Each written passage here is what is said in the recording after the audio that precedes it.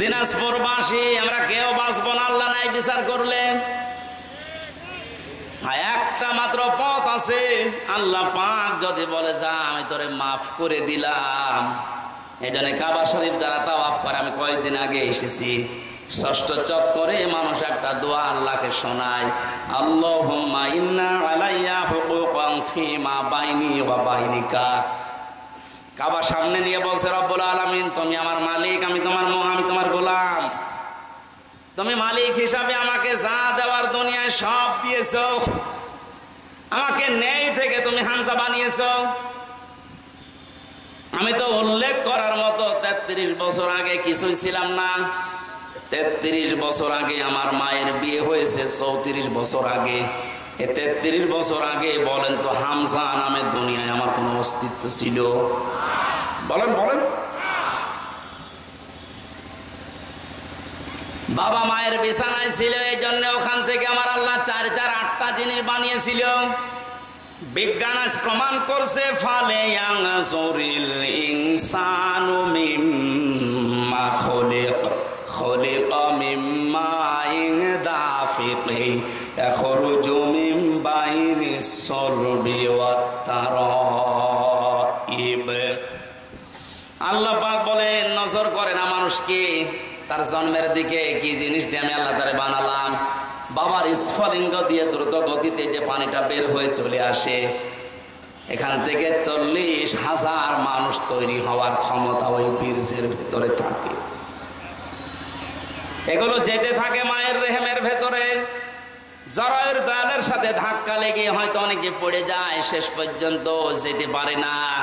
আমি আল্লাহ দয়া করে তোকে ওখানে পাশ করিয়ে হামজা বানানোর জন্য পৌঁছিয়ে দিয়েছি। ওখানে যাবার পরে মায়ের যে নাপাক পানিটার থলি ছিল, ওইটা দিয়ে বাবার এইটা দিয়ে আল্লাহ 8টা জিনিস বানান, চুল, রগ, হাড় আর পর্দা, রক্ত, গোশত, চর্বি আর চামড়া।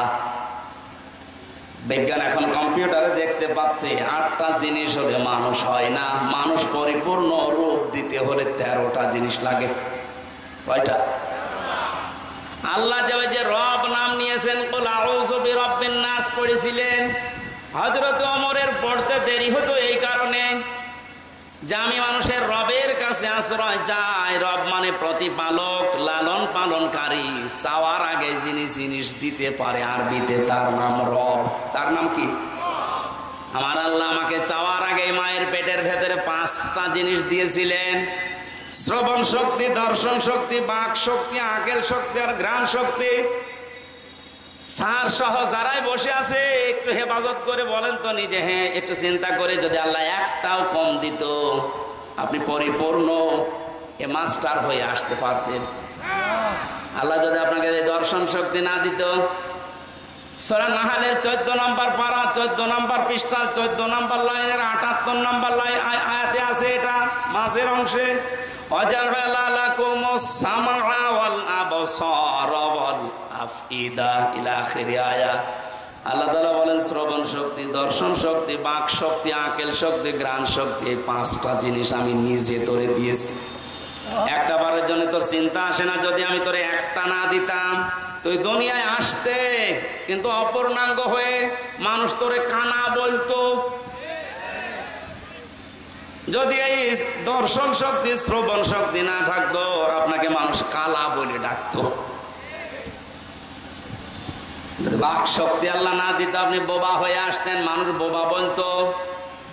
এরকম বোবা আসে না দুনিয়ায়? এই জন্য কাবার সামনে নিয়ে বলা লাগছে, আল্লাহ আমি তো নেই থেকে পর্যন্ত এসেছি, তুমি আমাকে যা দেওয়ার সবই দিয়েছো, কিন্তু তুমি তো আমার মালিক, আমি তোমার সার্ভেন্ট, ভৃত্য, গোলাম, দাস, বান্দা যাই বলেন, আমি তো তোমাকে কিছুই দিতে পারলাম না। আজ তোমার ঘরে এসেছি সে বাংলাদেশ থেকে, কাবার সামনে নিয়ে বলছে মালিক আমার একটা পুঁজি আছে, তুমি আমারে মাফ করে দাও। সর্বশেষ এইটাই বলা লাগে।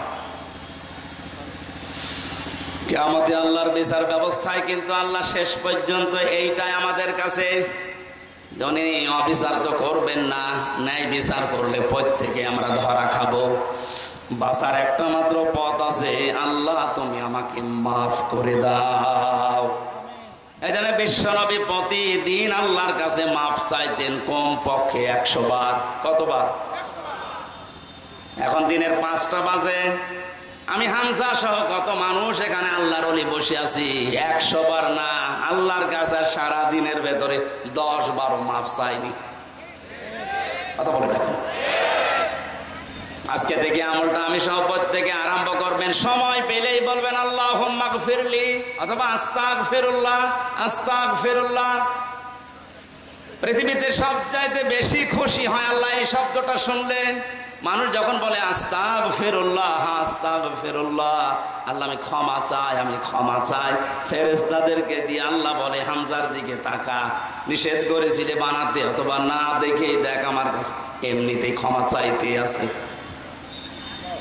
আমলটা আমি সব প্রত্যেকে যেন আমাদের প্র্যাকটিক্যাল লাইফে করতে পারি, বলেন আমিন।